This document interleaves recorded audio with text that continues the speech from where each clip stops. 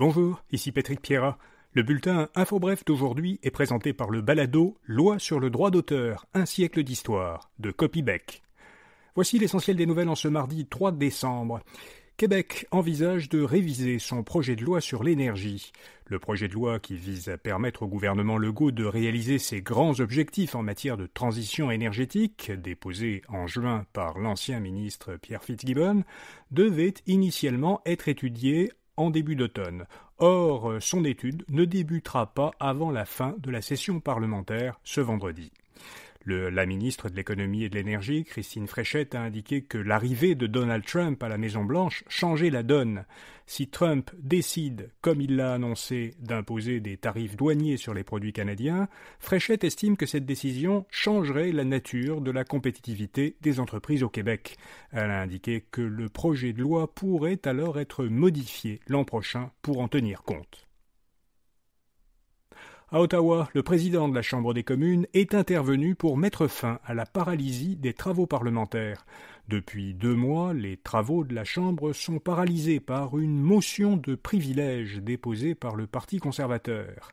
Alors, une motion de privilège, ça veut dire que les députés fédéraux ne peuvent pas étudier de projet de loi tant que le gouvernement Trudeau n'a pas remis à la GRC, comme le demandent les conservateurs, des documents non caviardés sur un fonds de technologie verte aboli en juin. Le président de la Chambre, Greg Fergus, a annoncé 4 journées d'opposition qui débuteront ce jeudi. Alors par cette mesure, ces journées d'opposition, il veut lever l'obstruction parlementaire pour permettre un vote avant le 10 décembre sur le budget supplémentaire de dépenses.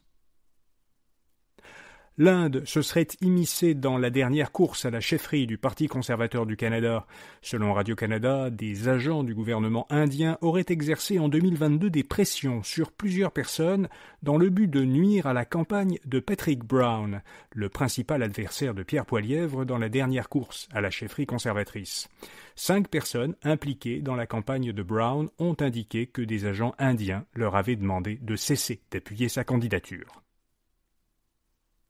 Les Houthis figurent désormais sur la liste fédérale des entités terroristes. Le gouvernement fédéral a ajouté Ansar Allah, un groupe islamiste plus communément appelé les Houthis, à sa liste des entités considérées comme terroristes. Les Houthis, soutenus par l'Iran, contrôlent une partie du nord du Yémen, y compris sa capitale, Sanaa.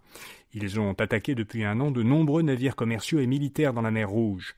Dans un communiqué, Ottawa souligne que les Houthis entretiennent des liens étroits avec les gardiens de la révolution islamique en Iran et le Hezbollah, 2 groupes déjà inscrits sur la liste des entités terroristes. La 16e Convention des Nations Unies sur la lutte contre la désertification a débuté hier à Riyad, en Arabie Saoudite. Cette COP 16 réunira pendant 2 semaines des représentants de presque tous les pays du monde. Son principal enjeu sera d'obtenir un consensus pour accélérer la restauration des terres dégradées afin de lutter contre la sécheresse et l'avancée des déserts. Un mot maintenant de notre commanditaire. Pour marquer le centenaire de la loi sur le droit d'auteur au Canada, Copybec vous propose une courte série balado animée par le juriste et vulgarisateur Farnell Morisset.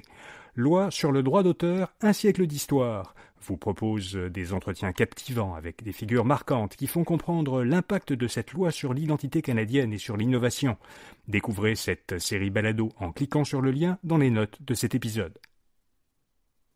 Le service postal américain demande à ses clients de ne plus envoyer de courrier au Canada. Le United States Postal Service a expliqué qu'il suspendait temporairement l'acheminement de courrier vers le Canada parce que Post Canada n'est actuellement pas en mesure de le traiter en raison de la grève de ses employés. Ils sont en grève depuis le 15 novembre. Une médiation suspendue la semaine dernière n'a toujours pas repris. De nombreuses personnes en situation de handicap se sentent sous-employées. Selon un sondage mené par la firme comptable KPMG auprès de travailleurs handicapés, 60% d'entre eux cherchent activement à changer d'emploi. Leur principale motivation, ils estiment que leur travail ne met pas pleinement à profit leurs compétences. Ils ont également le sentiment d'être confrontés à des attitudes et à des actions qui les dévalorisent et qui limitent leur potentiel et leur inclusion. L'entreprise montréalaise Lightspeed annonce à nouveau des licenciements. Après avoir remercié près de 600 employés entre janvier et avril, Lightspeed, qui vend des logiciels de point de vente et de commerce, supprime 200 autres emplois, soit 8% de ses effectifs. La société explique que cette réorganisation vise à stimuler une croissance rentable.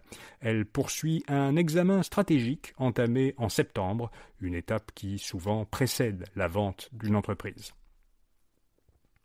Intel, qui est en difficulté, dit au revoir à son PDG. Le PDG du fabricant américain de semi-conducteurs, Pat Gelsinger, a annoncé qu'il quittait la société. Il est remplacé par 2 co-PDG par intérim. Selon plusieurs médias américains, ce départ aurait été précipité par le conseil d'administration d'Intel. Ces dernières années, la société n'aurait pas suffisamment investi dans des produits utiles au développement de l'intelligence artificielle. L'entreprise a perdu des parts de marché au profit de concurrents comme Nvidia, qui, au contraire, ont parié sur l'IA. Et puis le plan de rémunération d'Elon Musk comme PDG de Tesla est à nouveau rejeté. Ce plan était estimé à 58 milliards de dollars américains en 2018, lorsqu'il avait été approuvé une première fois par les actionnaires de Tesla. Il avait ensuite été annulé par un juge du Delaware, où Tesla était incorporé, au motif qu'il avait été approuvé par des administrateurs de Tesla sous l'influence d'Elon Musk. Les actionnaires de Tesla avaient l'été dernier approuvé le plan une seconde fois, mais la juge vient de reconduire son jugement initial. Tesla pourrait maintenant porter la cause en Cour suprême. Voilà, vous savez l'essentiel. Bonne journée et à demain matin.